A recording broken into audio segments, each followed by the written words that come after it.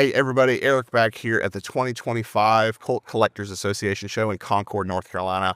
I've got Kevin here, and he's got just a tremendous display of inscribed Sidehammer Colt revolvers. And we talked a little bit. I said, well, I wish we could go through every single one of these because it's like every single one is unique and perfect and just really rare and interesting in some way. But thank you so much for coming out. He came all the way from Maryland and brought his display and all these guns, and it's a spectacular display. So what? Yeah, I mean, I know it's Sidehammer revolvers, but what's your kind of basis for the display here? Tell me a little bit about. Well, in addition to being Sidehammer revolvers, which is kind of the stepchild of Colt collecting, people for a long time didn't like these revolvers because they're small caliber. They were made for personal protection. But the unique thing about this display is that all of these guns were presented personally by Samuel Colt to someone. Interesting. So they're all inscribed. Most of them are engraved, and they've all been presented by Samuel Colt or the Colt Patent Manufacturing Company. Wow. To someone. And so and every one of them has a story. I've researched them, and they're all really interesting. And to me, the thing about Colt collecting that's nice is to find the history behind the guns, Of course. and relay that to people and educate people. And I think that's what I'm trying to do with the display. Okay, I didn't realize that they were all Colts attributed guns. So I know you pointed out a couple down here that were interesting. We can start down there and kind of move this way. So Okay, sure. Give me kind of a few that are really interesting. So the first really interesting one is this gun. It was personally given to Samuel Colt's nephew.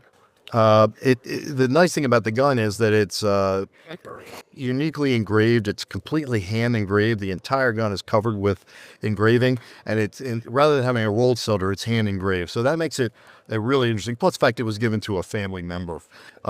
Some other of the guns that are good. This is Daniel Sickles' gun. General Sickles commanded the 3rd Corps at Gettysburg, and he won the Medal of Honor at Gettysburg. Really interesting character. There's so many stories about this guy that it's just hilarious. He was a congressman. He shot and killed Francis Scott Key's son for having an affair with his wife. Okay.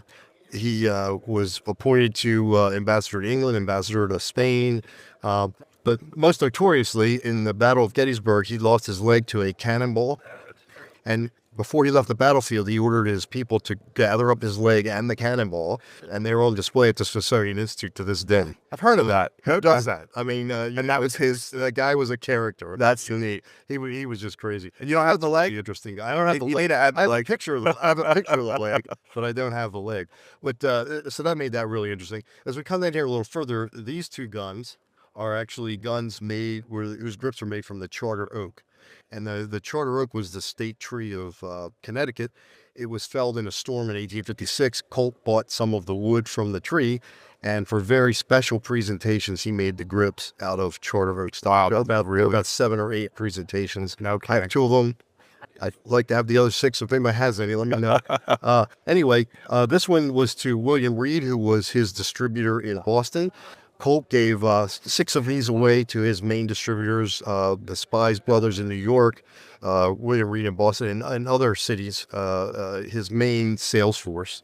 And this one is a charter oak pistol that was given as a prize in a shooting contest in Hartford, Connecticut by the Colt Company. And it's interesting because the person who won it was a 17-year-old who played in the band.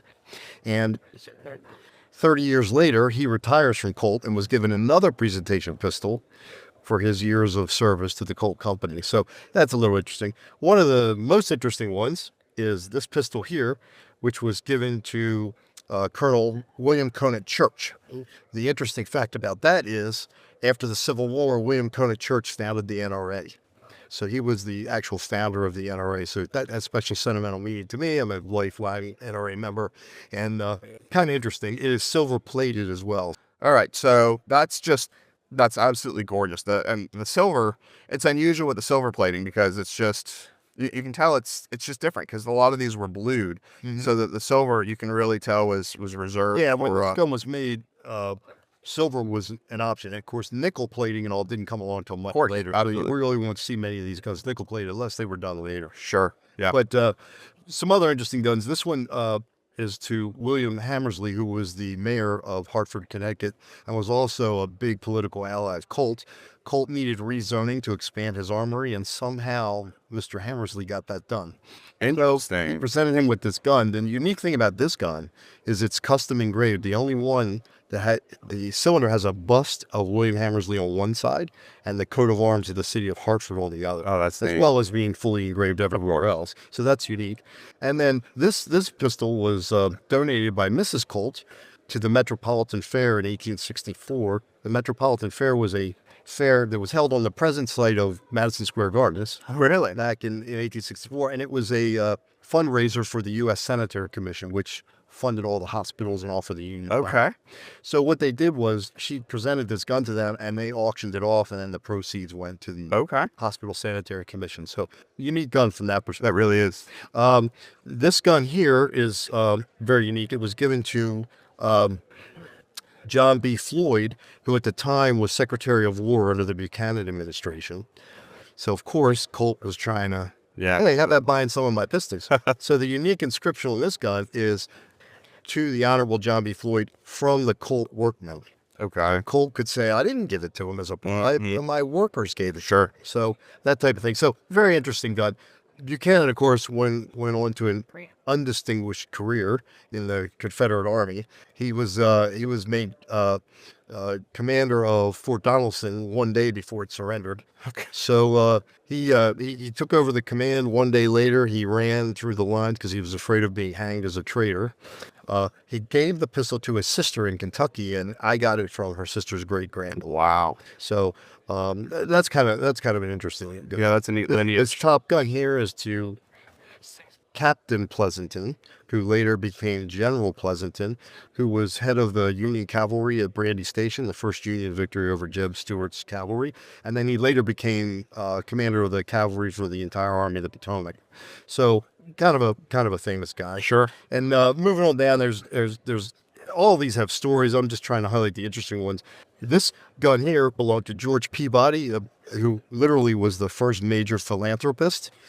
But an interesting thing about him was when Colt was asked to display at the Great Exposition in London, he sent all his stuff over there, and then the U.S. government decided they weren't going to fund the display. So Colt was stuck. All his stuff's on the docks, and he can't get it to the Crystal Palace.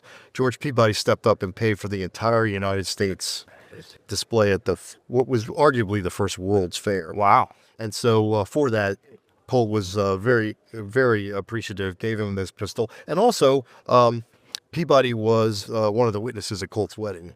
So okay. They were pretty tight. Personal relationship. And this gun down here is very interesting because it's the final prototype of the 1855 Sidehammer Revolver before production ever began. And this prototype has a different type of rotating mechanism. This pistol actually hung behind Colt's desk at Armsmere. No kidding. Colt died. Mrs. Colt presented it to the Connecticut Historical Society. And later on, Mr. Wilson managed the trade and got it from the Connecticut Historical Society to have its way to me. So that's the very last gun produced before final production started on the pistol. So it's kind of interesting because it's in mint condition, never been fired. Yeah. So that's kind of like a beginning to the end of this model. So all of them have interesting stories. I could talk to you forever. Of course. But to me, that's what's interesting about gun collecting in general. And I think we need to get this out to the young people to say, hey, look, guns are a piece of history. They're art. The engraving is beautiful, and all of them tell a story, and the stories, to me at least, are what's really interesting. Of course, and that's why we're here. That's why we exist as the Colt Collectors Association, to further promote and preserve the appreciation for these historical artifacts. That's because that's really what they are, and a lot of these are historically significant. All of yours are tied to some historical factor, and of course, just being presented from Colt is just historical in itself. But this is the kind of stuff that you're going to see here at the Colt Show. I say it every video, but I can't hammer it home hard enough. There's stuff that you'll see here that you're just not going to see in museums. There's a lot of these. A lot of people don't realize that there are a lot of amazing and exceedingly rare guns out there in private collections. And these private collectors take the time to come out and they display at our Colt Collectors Association shows, and they show it off to the public. And you get to come, and I mean, you can literally get in here. You can't touch anything, but you can literally get in here and, Well, if you ask you, if you're nice, I guess.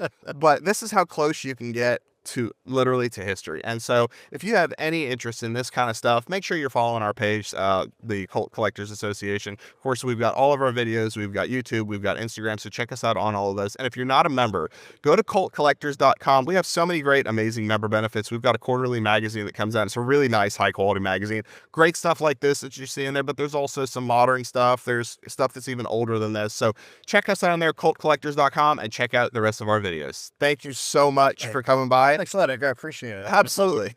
Thank you so much, and we'll see you next time. We'll see you guys at one of our next shows.